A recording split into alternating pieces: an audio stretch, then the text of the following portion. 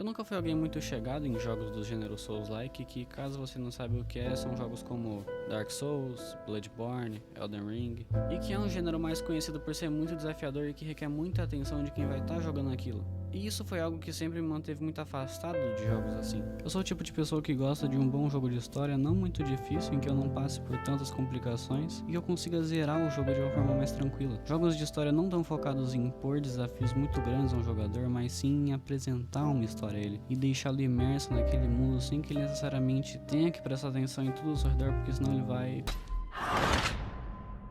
Acho que você já entendeu. Um exemplo de jogo que eu gosto muito são os jogos da franquia Pokémon, que são jogos RPG que não são tão difíceis em certas partes.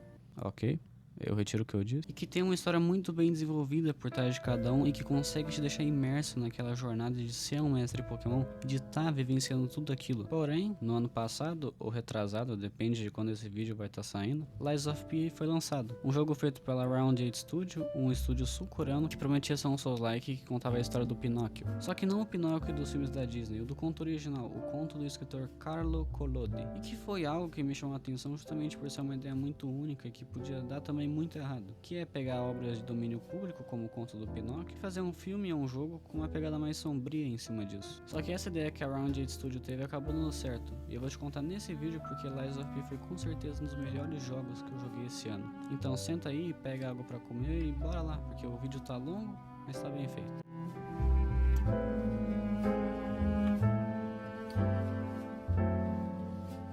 O que eu quero com esse vídeo é conseguir expressar o quanto eu gostei desse jogo e o quão fascinado eu fiquei por ele depois que eu zerei. Eu zerei ele já deve ter pelo menos uns 2 meses e eu ainda tô imerso nessa história do Pinóquio que mata robôs e tenta se tornar um humano. E meio que tudo isso é porque eu queria fazer esse vídeo, para mostrar para as pessoas o quanto esse jogo é algo incrível e que merece sim a atenção e o tempo delas. Eu digo isso porque quem fez esse jogo não foi a empresa que costuma fazer esses jogos maiores com temática Souls-like, que é a From Software. Esse jogo foi feito, como eu disse antes, por um estúdio sul-coreano que ninguém dá uma foda, a Round 8 Studio, e isso pode ter sido algo que deixou muitas pessoas com o pé atrás quando foram jogar, só pelo simples fato de que o jogo não foi feito pela From Software, e porque geralmente quando uma empresa menor tenta replicar o que a From Software faz, acaba sendo algo um tanto questionável, e isso é por eles não terem o mesmo capricho e primor técnico que os jogos da From Software têm. Um exemplo é a lore por trás dos jogos deles, que eu não cheguei a jogar nenhum jogo principal da franquia Dark Souls, só que algo que me chamou muita atenção e me fez querer buscar mais sobre a história dos jogos deles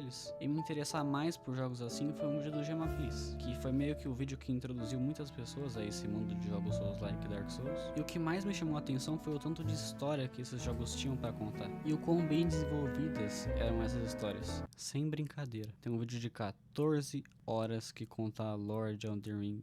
E é só a parte 1. E isso foi algo que Lies of P manteve bastante, tanto que depois de zerar eu fui atrás de pesquisar mais sobre a história para saber mais sobre, eu descobri que o que eu tinha entendido da história não era nem metade do que esse jogo tinha para me contar sobre aquele universo vasto. Sabia que essa personagem aí, a Adelina Corday, que é uma personagem que a gente encontra no meio do jogo num teatro, tinha um relacionamento com esse cara aí, que é um inimigo opcional que a gente pode encontrar mais perto do fim do jogo, e que esse cara na verdade estava ajudando a transformar pessoas que estavam doentes em zumbis, e quando ele descobriu que o remédio que ele dava para as pessoas transformava elas em zumbis, ele enlouqueceu de vez e começou a acreditar que a única cura para pessoas que tinham aquela doença era a morte como zumbis bizarros. Zumbis bizarros é um bom nome.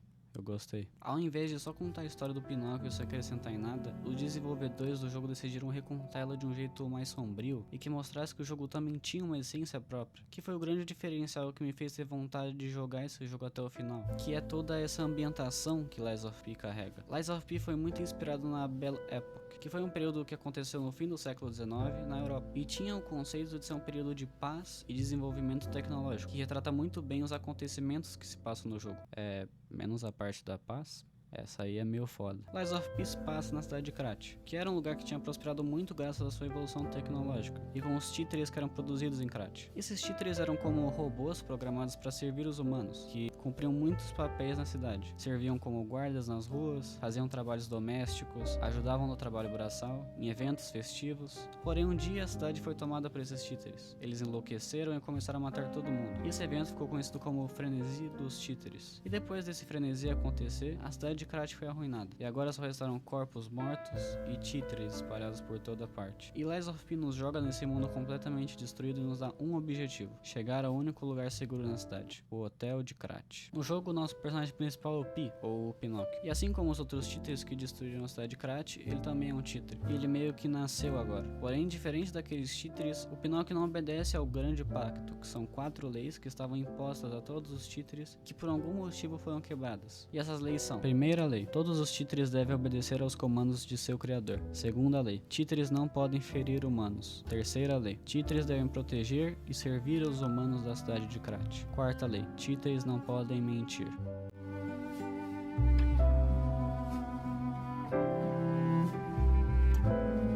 Nosso personagem não seguir nenhuma dessas leis é algo que conflita diretamente com a história, pois isso é algo que aproxima o nosso personagem de um humano, e isso é o que é Lies of P. Assim como o conto do Pinóquio, é a jornada de um fantoche em busca de virar um menino de verdade. Em Lies of P, o que nos faz humano é a nossa capacidade de mentir, de saber quando e onde podemos mentir. Durante o jogo nós temos diversas partes onde a gente vai poder escolher mentir ou falar a verdade em forma de gameplay, e que mentir é aquilo que nos faz humano, porque mentir foi uma maneira que os humanos encontraram para poder se defender e proteger uns aos outros, algo que um fantoche não seria capaz de fazer. Tanto que o que protege o Hotel de Krat do mundo de fora é uma pergunta, que pode ser respondida com a verdade ou uma mentira, que é se nós somos humanos ou um títere. E mentindo e dizendo que somos humanos, nós então podemos entrar no Hotel de Krat e assim começar Lies of P. Esse comecinho de gameplay com o jogo nos contando sobre o mundo e passando uma cutscene sobre a história, pra mim foi algo que me prendeu muito. Porque logo nesse começo a gente já tem a nossa primeira grande luta de chefe, que é um títere corrompido assim como os outros, e esse títere é o mestre do desfile. Ele é mais feito para nos apresentar a gameplay de combate do jogo e como vão ser as boss fights a partir dali. A gameplay do jogo é sem dúvidas algo incrível. A gameplay de Lies of P é mais focada em parry, em defender, do que você esquivar dos ataques. Tem até uma arma que é a minha favorita do jogo, que é a Two Dragon Sword, ou a espada dos dois dragões, que é uma katana muito foda, e que um dos ataques especiais dela é um parry, que quando você acerta, é uma sensação maravilhosa, eu não vou mentir. É muito bom. Um parry em Lies of P é muito mais importante do que uma esquiva, por exemplo, onde a esquiva aqui é meio pai, eu não vou mentir, mas o parry é o que compensa totalmente essa esquiva toda cagada e horrível. Porque o parry nesse jogo ele é difícil para um senhor caralho. Eu digo isso porque eu, sem brincadeira alguma, só peguei o ritmo de parry desse jogo no último chefe dele, mas quando eu aprendi eu tenho que dizer que foi só felicidade. Eu até cheguei a criar um New Game Plus depois de zerar pra testar as minhas habilidades de parry nesse novo jogo, e eu devo dizer que é extremamente prazeroso você acertar um parry nessa porra desse cachorro. E já dentro do Hotel de Krat a gente conhece as pessoas que vão ser aquelas que vão nos acompanhar nessa jornada, como por exemplo a Sofia, que foi a pessoa que nos convidou pro hotel, a senhora Antônia, que é a dona do hotel e que tá muito doente, sofrendo de uma doença que não tem cura, o Polendina, que é um títere que serve a senhora Antônia e ao Hotel de Krat, e a Eudine, a nossa ferreira. Mais pra frente no jogo a gente conhece mais pessoas importantes que vão fazer parte do hotel, como o Venini, um gênio que era dono de uma fábrica de produção de títeres e que acabou perdendo o controle dela quando aconteceu o frenesi. E o Alidoro, um caçador de tesouros um tanto misterioso, mais pra frente eu falo um pouco sobre isso. E a figura mais importante para nosso personagem da história, que é o Gepeto, o pai e o criador do Pinóquio, e que também ajudou na produção dos títeres, tendo um papel fundamental na evolução tecnológica da cidade de Krat. Assim que a gente encontra o Gepeto pela primeira vez, ele realmente aparenta ser alguém que se preocupa com o seu filho, que quer ver ele bem. Mas ele só aparenta mesmo, porque logo em seguida de falar que se importa com a gente, ele manda a gente uma missão de vida ou morte contra um títere que atira fogo. O Gepeto é uma figura um tanto confusa durante o jogo inteiro, justamente por coisas como essa que eu falei, de uma hora ele dizer que é o nosso pai e que ele se importa muito com a gente, e 2 segundos depois ele manda a gente uma missão de vida ou morte contra algum demônio extremamente poderoso, sem dar pra gente um objetivo claro do porquê a gente vai estar fazendo aquilo. Ele nos usa realmente como um fantoche, nos mandando matar cegamente qualquer coisa que ele julgue como um inimigo, e isso durante o jogo inteiro, sem nos dar nem a chance de pelo menos julgarmos o que a gente deve ou não matar, como os 3 primeiros títeres que a gente enfrenta e mata no jogo, que realmente aparentam serem inimigos e que querem eliminar a gente, porém durante a luta inteira eles tentam dizer algo pra gente numa língua que a gente não consegue entender muito bem, e a gente mata eles mesmo assim, sem saber nem o que eles queriam dizer pra gente. E além de contar essa história de uma cidade que sofreu com uma revolução de robôs, Lies of P também nos conta sobre uma doença que aconteceu antes mesmo do frenesi dos títeres, que já afetava a cidade de Krat, que era a doença da petrificação, que é a mesma doença que a Antônia, dona do hotel, está sofrendo. E no centro da cidade de Krat, na Avenida Elysium, temos a zona de quarentena da doença da petrificação. E as pessoas que estão nessa zona de quarentena são pessoas que já começaram a alucinar graças a essa doença, e estão sendo mantidas ali para a segurança delas. A doença da petrificação foi uma doença que transformava as pessoas em um tipo de pedra, porém no processo elas iam enlouquecendo por estarem justamente vendo essa pele se tornando pedra e sentindo como se estivessem realmente morrendo lentamente. E nessa zona de quarentena a gente conhece uma mulher, que a família dela mandou pra lá e tiraram dela sua filha. Ela então pede pra gente ir atrás da filha dela. Aceitando ir atrás da filha dela, a gente descobre que na verdade a filha dela que ela tava falando é na verdade um títere, e por ela já estar num estado muito avançado da doença, ela nem conseguia mais diferenciar aquele títere de um bebê de verdade. E depois de entregar pra ela a filha dela, ela então pergunta se a filha dela é adorável ou não. E mentindo, dizendo que ela é sim uma criança adorável, a gente ganha então um disco, que pode ser tocado no hotel. E quando nós tocamos esse disco,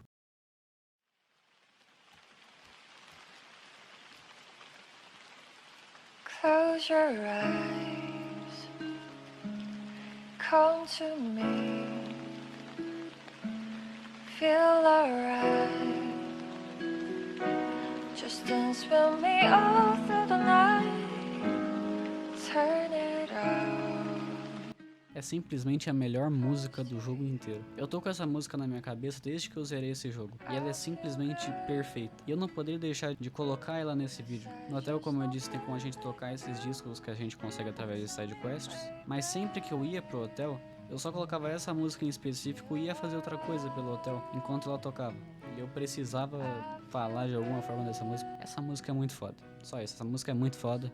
Apenas isso. Como eu disse no começo do vídeo, Lies of P é a jornada de um títere em busca de se tornar um menino de verdade, que é a exata mesma proposta inicial do livro do Pinóquio do Carlo Collodi. Em várias partes do jogo, a gente se encontra com os personagens do conto original, como o Gemini. O Gemini é um tipo de lanterna que fica junto do Pinóquio, que serve como um guia para o Pinóquio e em algumas partes contando um pouco sobre a cidade de Krat, e contando o que de fato aconteceu ali pro Pinóquio. E o Gemini, ele é basicamente o que seria o grilo falante do conto original do Pinóquio, tanto que na lanterna dele a gente pode ver um desenho de um grilo nela. Além do Gemini, a gente tem também o gato e a raposa, que são dois personagens que também estão presentes no conto do Pinóquio, e no livro eles tentam enganar o Pinóquio para roubar ele, já que no jogo eles aparecem várias vezes e sempre parecem ter algum tipo de segunda intenção com o Pinóquio. No distrito de Malum, um lugar muito sujo que restam pouquíssimas pessoas vivendo nele e que foi completamente tomado por um bando de criminosos, a Irmandade da Lebre Negra. A Irmandade da Lebre Negra são um bando de criminosos que tomou conta do distrito de Malum, ou pelo menos do que restou dele, e que fizeram dali como se fosse o território deles, tendo pelo distrito inteiro o símbolo da lebre, que de certa forma também estão presentes no conto original. No conto, o Pinóquio acaba ficando doente, e a Fada Azul pede para ele tomar um remédio, e que se ele não tomasse, seria colocado em um caixão carregado por coelhos, igual na cena de apresentação da Irmandade no jogo. E quando nós encontramos com o gato e a raposa no distrito, eles propõem pra gente uma união para derrotar a Irmandade com a promessa de libertar o distrito de Malum. Porém, tudo que eles querem na verdade são só os tesouros que supostamente estão no esconderijo da Irmandade. E se a gente escolhesse se unir a eles, a gente já percebe de cara que foi uma excelente decisão, sem brincadeira. Eles não ficam com a gente muito tempo, porque minutos antes da gente enfrentar a Irmandade, o gato diz então que tá cansado e que não vai poder continuar, assim deixando a gente pra lutar sozinhos contra um dos chefes mais difíceis do jogo inteiro. Que legal. A Irmandade da Lebre Negra foi um dos chefes que eu escolhi em específico explorar nesse vídeo, porque eles foram os vilões que mais me cativaram de certa forma no jogo inteiro, tanto pela questão estética e tanto pela união que eles têm uns com os outros, e que é algo bem humano para eles que o tempo todo pareciam apenas bandidos frios e sem emoções. Depois de matar o irmão mais velho deles numa luta difícil pra caralho, eles vão embora e juram então vingança contra a gente pelo irmão deles. E depois a gente pode ir até o esconderijo deles que o gato e a raposa haviam comentado, e nesse esconderijo tem anotações deles em um caderno dizendo sobre um suposto trabalho que eles estariam fazendo para umas pessoas em troca de dinheiro, e que eles usariam esse dinheiro para fugir da cidade de Krat e recomeçar uma vida longe dali, e com uma promessa: a segurança de nossos irmãos é em primeiro lugar. Nesse mesmo esconderijo a gente encontra uma pintura, que é uma referência ao conto O Retrato de Dorian Gray. Essa pintura a gente pode levar pro hotel de Krat, e lá no hotel, o nariz da pintura vai crescer conforme a gente mente durante o jogo, igual ao retrato de Dorian Gray, em que o retrato envelhece durante a história conforme a alma do protagonista vai se corrompendo. Tanto que na descrição desse quadro a gente pode ver que quem pintou ele foi um pintor chamado G. Gray. E se você mentir muito durante o jogo, no final dele você consegue pegar uma arma com o nome de Mentira Dourada, mas isso só no final do jogo, então você só consegue usar ela de fato com o New Game Plus. Mas ainda assim é uma arma difícil de se encontrar e muito foda também, convenhamos. Algo que eu gosto muito em Lies of P, que depois eu vi que é algo que tá em toda ou pelo menos quase toda a franquia Souls, que é toda essa conexão que tem entre a Firelink Shrine e o resto do mapa inteiro. A Firelink Shrine é o nosso local seguro nos jogos Souls, e no caso do Lies of P é o Hotel de Krat. E várias vezes durante o jogo a gente vai acabar voltando sem querer pro hotel de uma maneira sempre muito inesperada, e que você vai ficar surpreso quando você sair e ver que foi parar num lugar que você não esperava. Por exemplo, no esconderijo da Lebre Negra, no final dele tem um elevador, que subindo ele, a gente tem acesso então a uma área que a gente antes não tinha acesso do hotel, e que estava escondendo uma árvore de moedas de ouro, e que também está presente no conto do Pinóquio. E todas essas conexões entre áreas são muito interessantes, porque no começo do jogo a gente pode ver que tem algumas portas do hotel que a gente ainda não pode acessar porque estão fechadas. E uma dessas portas que estavam fechadas é uma que nos leva até a minha parte favorita de Lies of P, que é a Rua Rosa Isabel.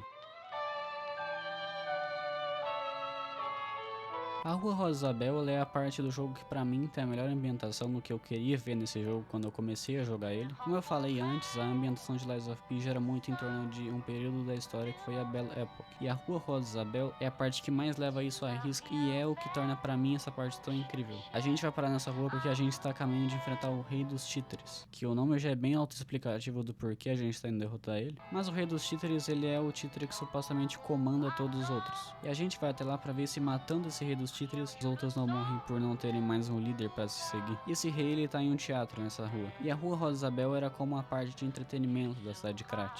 Era onde aconteciam peças de teatro, shows de música e um monte de coisas desse tipo. E a trilha sonora dessa parte é simplesmente um absurdo, é muito boa mesmo. E ela não é só uma música que fica tocando de fundo enquanto você joga. Quando você vai explorando mais essa rua, você percebe que ela tá sendo na verdade um palco, onde a gente encontra a White Lady, que nos conta então a sua história sobre como os títeres mataram a sua irmã, e que por conta disso ela jurou vingança contra todos eles. E é justamente por isso que ela tá lutando contra a gente, para vingar a morte da irmã dela. A irmã dela é a Adelina Corday, que é uma cantora que acabou ficando muito conhecida na cidade de Krat. Tanto que tem várias coisas nessa rua que referenciam a Adelina como uma grande cantora, e que de acordo com a White Lady já morreu. Porém, mais pra frente no jogo, no mesmo teatro que o Rei dos Títeres está, a gente pode encontrar então a Adelina, a irmã da White Lady, e que tá viva. Porém, a Adelina tá com a doença da petrificação e tá morrendo de fome. A gente pode então escolher entre dar uma maçã ou deixar a Adelina então morrer de fome. E dando a maçã, ela vai contar pra gente um pouco da sua história. E ela então revela que na verdade ela envenenou a própria irmã, para que ela perdesse a sua voz e não pudesse mais cantar. Antes de tudo isso acontecer, a White Lady, que se chamava Patrícia, e a Adelina eram uma dupla de cantoras de ópera. Só que a Adelina acabou tendo inveja da voz da irmã dela e envenenou ela, para que ela perdesse a voz e não pudesse mais cantar. E quando o frenesi dos títeres aconteceu, a White Lady então pensou que a Adelina tivesse sido morta por um títere. Porém, na verdade, ela estava viva esse tempo todo.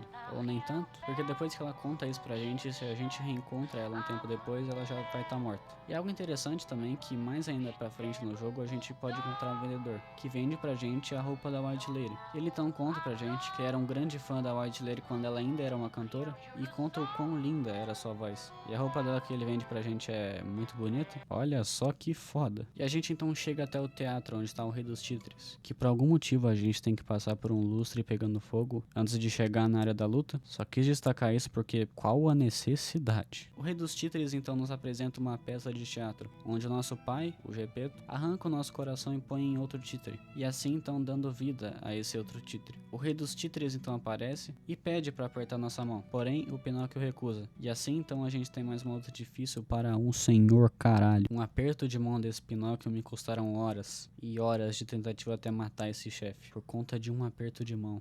É foda. E o Rei dos Títeres nessa primeira fase ele é difícil, mas é um difícil que dá pra aceitar. Até porque não é nada muito absurdo. Agora na segunda fase as coisas mudam um pouco. Quando a gente termina de matar a primeira fase do Rei dos Títeres, ele quebra e revela que dentro dele estava Romeu, o verdadeiro Rei dos Títeres. E essa luta é definitivamente muito foda, e eu não consigo dizer com outras palavras, ela é apenas muito foda. A gente tá num teatro pegando fogo e tendo de lutar contra esse bicho meio robô, meio humano que também usa ataques de fogo. Essa luta é um dos pontos altos do jogo, principalmente pelo que ela significa para a história. Assim como eu disse no começo, a cidade de Krat ela tava passando por uma época de evolução tecnológica, com todo o crescimento da produção de títeres, e com esse crescimento surgiu a grande exposição, que seria uma exposição dedicada exclusivamente a mostrar a evolução tecnológica de Krat ao resto do mundo, com todos os grandes títeres da cidade nela e até uns novos mais diferentes. Só que como o frenesi dos títeres aconteceu, a exposição foi abandonada e restaram apenas títeres nela. E nessa exposição a gente conhece então a Belle. A Belle, ela seria uma personagem que não faz referência ao conto do Pinóquio em si, mas sim ao conto da Bela e a Fera. E depois desse encontro com a Belle, na grande exposição, a gente pode então reencontrá-la no hotel de Krat, que vai ser onde ela vai pedir pra gente ir atrás de um amigo dela, na estação de Krat, que ela acabou perdendo contato. E ela então pede pra que a gente vá até lá, e chegando na estação, a gente vê então que o amigo dela, na verdade, depois de sucumbir à doença da petrificação, acabou se tornando um tipo de zumbi, uma carcaça. Em Lies of P existe uma figura que aparece durante o jogo que é o Dr. Cura-Tudo, ou se você preferir, o alquimista Clark Shore, ou Shore, eu não sei. Ele não aparece de maneira física durante o jogo, tudo que temos sobre eles são cartazes deixados por pontos específicos da cidade de Krat, dizendo sobre uma cura milagrosa, e que prometia curar todos aqueles da doença da petrificação. O Dr. Cura-Tudo era o responsável por espalhar essa cura milagrosa pela cidade. Porém, essa cura que ele espalhava, na verdade não curava os infectados, mas sim transformava eles nessas carcaças. E além de espalhar essa cura pela cidade, o Dr. Cura-Tudo contratou outras pessoas para ajudarem ele a espalhar essa cura pela cidade,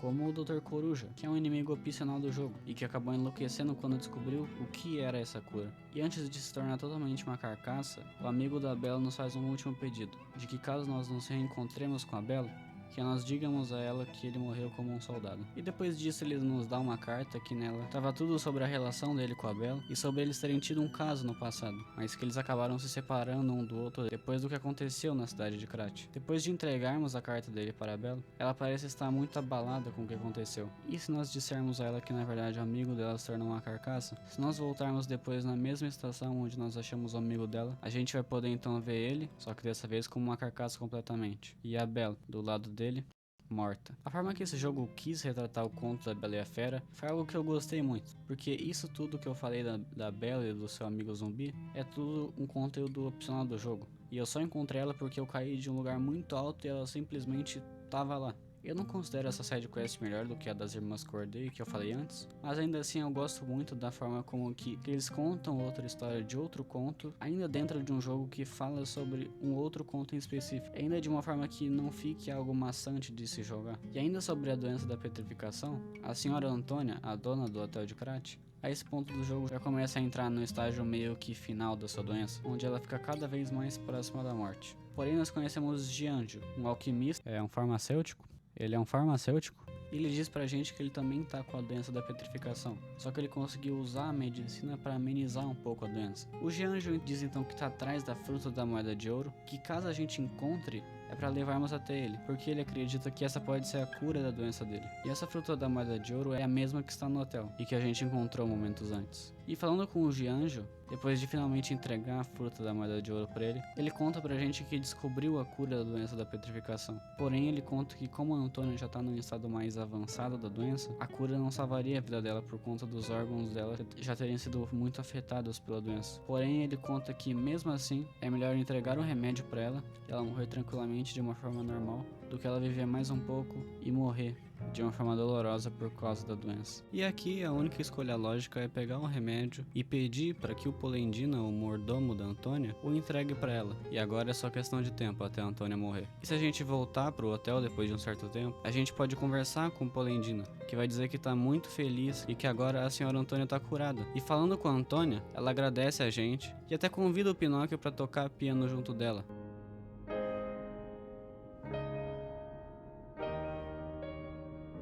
E dá pra ver no jeito que ela conversa com a gente, o quão viva ela se sente agora. Coisa que ela não sentiu o jogo inteiro, por causa da doença. E se a gente voltar mais uma vez pro hotel um tempo depois, a senhora Antônia já vai ter morrido. Porém, ela deixa uma carta pra gente, onde ela nos agradece por ter trazido de volta a alegria dela, mesmo nos seus momentos finais de vida.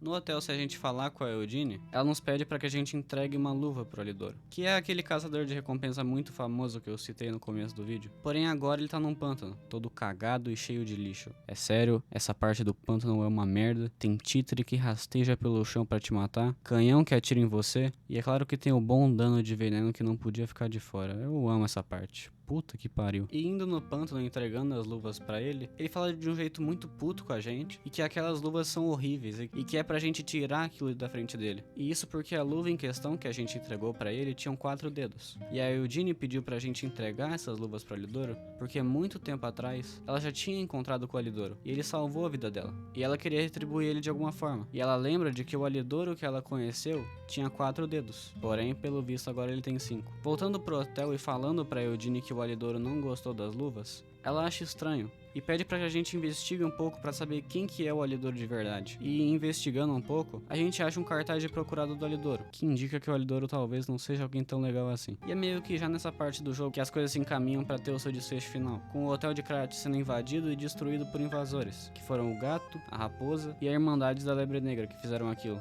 E eles também sequestraram o Gepeto, tudo a pedido dos alquimistas. Os alquimistas em Lies of P, eles meio que são uma entidade maior que sempre durante o jogo inteiro parecem de alguma forma serem superiores às pessoas comuns de Krat, e também às demais pessoas da sociedade. Foram eles os responsáveis por descobrirem a pedra que dava vida aos títeres, o Ergo. E eles montaram esse plano de sequestrar o Gepeto, pois eles não conseguiam ter o controle total dessas pedras que são o Ergo. E o Gepeto, pelo contrário, tinha o controle e sabia manipular essas pedras. Tanto que o nosso personagem, o Pinóquio, foi feito a partir do Ergo. E foi isso que chamou a atenção dos alquimistas para sequestrar o Gepeto. E a pessoa que foi responsável por desativar o sistema de segurança do hotel para que os outros conseguissem invadir e levar o Gepeto foi o Alidoro, um verdadeiro filho da puta. E a gente então usa uma passagem secreta do hotel que leva até a base dos alquimistas, que foi onde o Ergo foi achado pela primeira vez. E essa passagem ela existe porque há muito tempo atrás o hotel de Krat e os alquimistas se uniram para poder explorar esse Ergo e descobrir mais sobre ele. E agora a gente vai ter que passar por esse lugar para chegar até a Ilha dos Alquimistas, que foi para onde levaram o Gepeto, e recuperar ele. A gente então reencontra o Alidoro, que implora pra gente não matar ele, e diz que ele só traiu a gente porque os alquimistas prometeram ajudar ele a fugir da cidade de Krat, coisa que pelo visto não aconteceu. E questionando ele sobre a real identidade dele, ele então revela que na verdade, ele não é o verdadeiro Alidoro, o caçador de tesouros. Ele era um amigo do Alidoro que acabou se desentendendo com ele e que matou e roubou a identidade do Alidoro. E nessa hora o tom de voz dele muda. Ele passa o jogo todo com um tom de voz mais caricato e amigável, e nessa hora ele só fala em um tom sério com a gente, como se ele estivesse pela primeira vez no jogo mostrando quem que ele é de verdade e a pessoa que ele tava fingindo ser esse tempo todo. E isso explica o porquê dele não ter gostado das luvas que a Eudine deu pra ele, porque além desse Alidoro ter 5 dedos ao invés de 4, ele também revela que a Eudine era a irmã do verdadeiro Alidoro, coisa que nem a Eudine sabia. Isso devia ser algo que lembrava bastante o Alidoro falso do antigo amigo dele que ele matou e roubou a identidade. E durante várias conversas com ele, ele deixa bem claro o quanto que ele não gosta da Eudine. E agora a gente tem a opção de deixar esse cara que a gente nem sabe quem é vivo ou matar ele. A gente pode confiar que ele vai se tornar uma pessoa boa no futuro e corrigir os seus erros e que foda-se, eu matei ele. Traidor. E chegando na Ilha dos Alquimistas, que por sinal a gente vai até lá de submarino, só quis destacar isso porque é algo muito foda. E essa parte da entrada da Ilha dos Alquimistas é um grande deserto cheio de lembranças um tanto confusas. Porque essas lembranças não são do nosso personagem, mas sim de Carlo, o filho de Gepeto. Quando Carlo era vivo, o Gepeto passava o dia inteiro trabalhando e nunca tinha tempo para passar com seu filho. Então, ele deixava o filho dele, o Carlo, num orfanato. E nesse orfanato, o Carlo fez um amigo, chamado Romeu, que, se você se lembra, Romeu era o nome do rei dos títeres que a gente enfrentou. E quando começou o surto da doença da petrificação, o Carlo e o Romeu acabaram contraindo a doença. O Carlo não resistiu e acabou morrendo. O Romeu ficou num estado muito crítico, e então o Gepeto usou ele meio que como uma cobaia para ver se ele conseguiria trazer o Carlo de volta à vida também, e transformou o Romeu no rei dos títeres. E indo até o hotel, a gente pode ouvir uma mensagem deixada pelo Romeu. Uma mensagem que antes a gente não conseguia ouvir, porque tínhamos que decifrá-la primeiro. Carlo, I hope you can hear me. I'm Romeo. We grew up together in the Monad Charity House. Remember? We're best friends. E nessa mensagem, fala tudo isso pra gente. Que ele era nosso amigo, que a gente cresceu junto no orfanato, e ele também comenta sobre ter enviado títeres para se unir a gente, para lutar contra os alquimistas que estavam transformando as pessoas de Krat em carcaças, assim como o Dr. Cura tudo fazia. Porém, a gente só matou todos os títeres que ele enviava para serem os nossos aliados.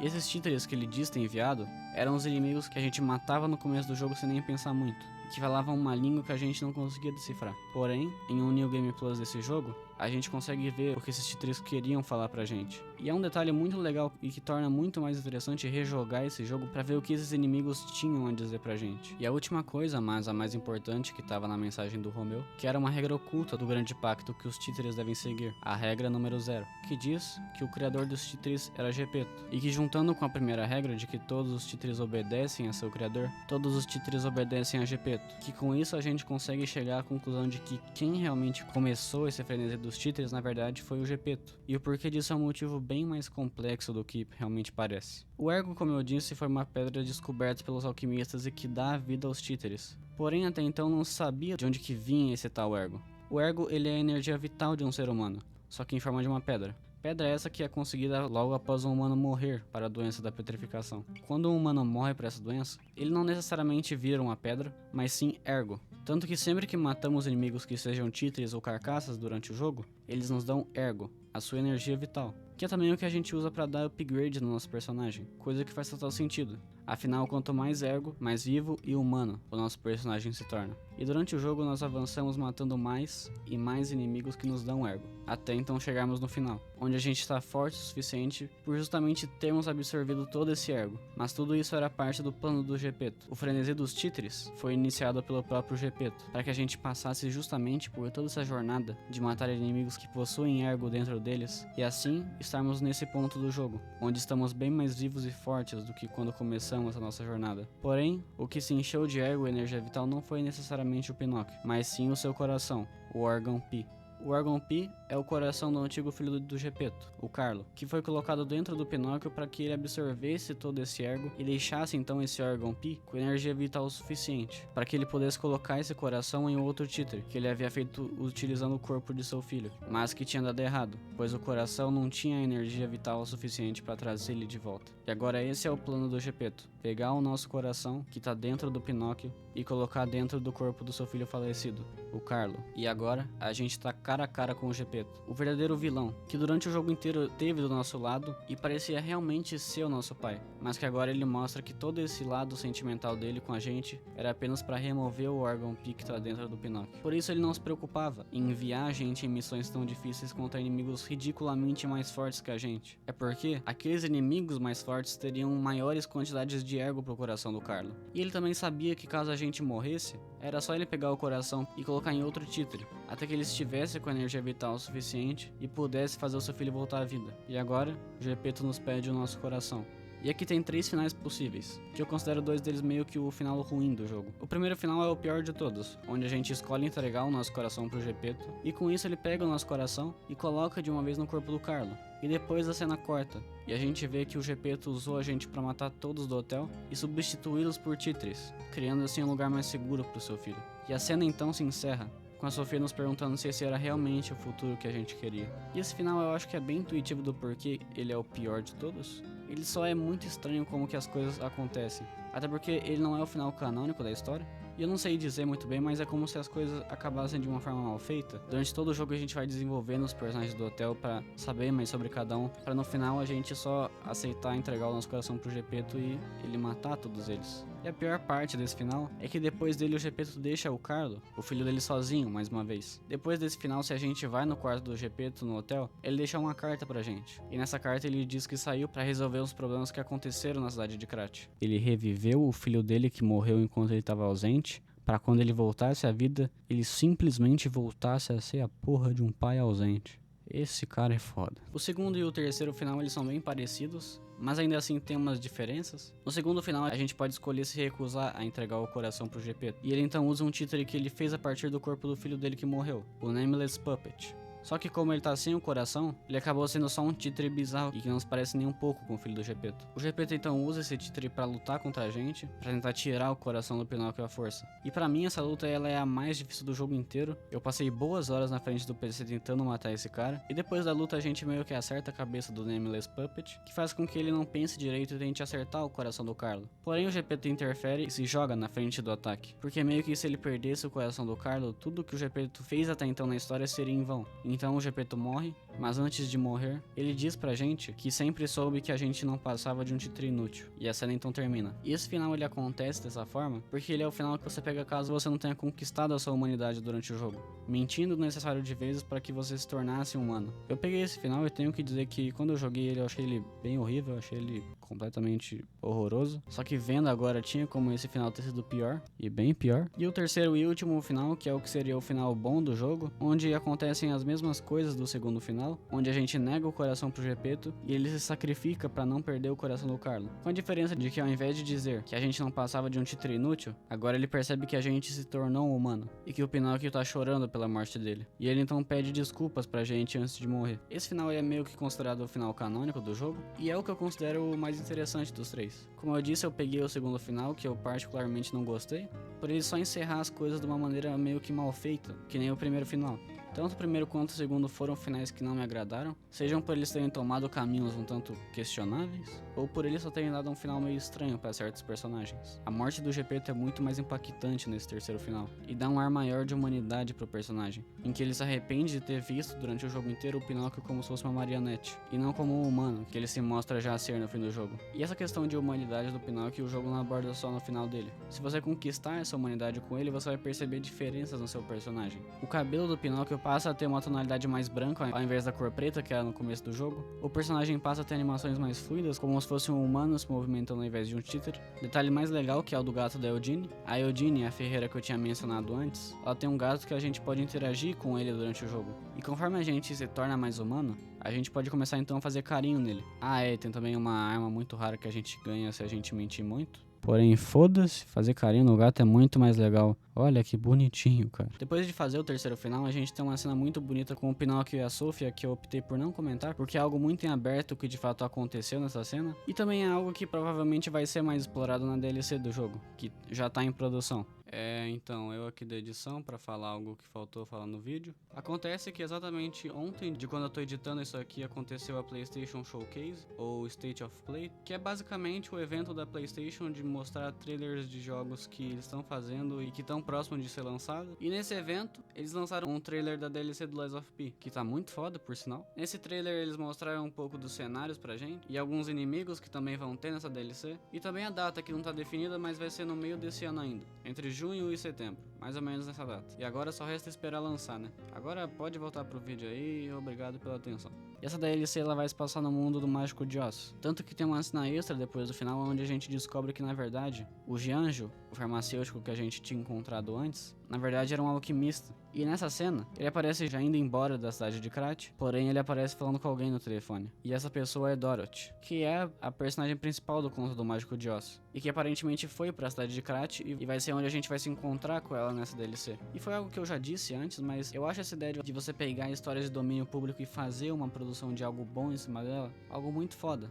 E ainda mais na forma que a Round 8 Studio faz. E esse foi o vídeo sobre Lies of P, que foi o jogo que me apresentou a esse mundo de jogos Souls. E só um pedido aqui no final do vídeo que se você gostou eu te peço humildemente pra curtir e talvez mandar pra algum amigo seu que também curta Lies of P ou jogos Souls-like. Porque esse vídeo deu muito trabalho fazer ele, porque a história desse jogo é uma das coisas menos intuitivas que existe. Quando eu tava jogando eu prestei atenção em grande parte dos detalhes que tinha no jogo, só que quando eu fui pesquisar mais a fundo pra fazer esse vídeo, eu vi que tinha coisa pra caralho que eu tinha perdido, como por exemplo a história das irmãs Corday. Eu quando joguei, eu fui até a sala onde tava a Adelina e eu me esqueci completamente de entregar o item que ela tinha pedido. E eu só fiquei sabendo da história delas porque tem um NPC lá no finalzinho do jogo que conta pra gente um pouco sobre elas duas. Isso também sem contar um monte de coisa que o jogo deixa muito confuso e não consegue explicar direito. Tirando isso, eu gostei muito do jogo, foi uma experiência muito boa pro meu primeiro Souls-like. Toda a progressão que eu tive enquanto eu jogava e via que eu não tava só upando meu bonequinho, mas também aprendendo as mecânicas do jogo, pra mim foi algo muito incrível. Eu pretendo sim jogar mais jogos desse tipo. E se você viu esse vídeo até aqui também e quiser que eu continue trazendo mais vídeos e vídeos também de jogos da franquia Souls? Comenta aí. Eu espero que o próximo vídeo não demore tanto pra sair, mas é isso. Espero que vocês tenham gostado e até o próximo vídeo.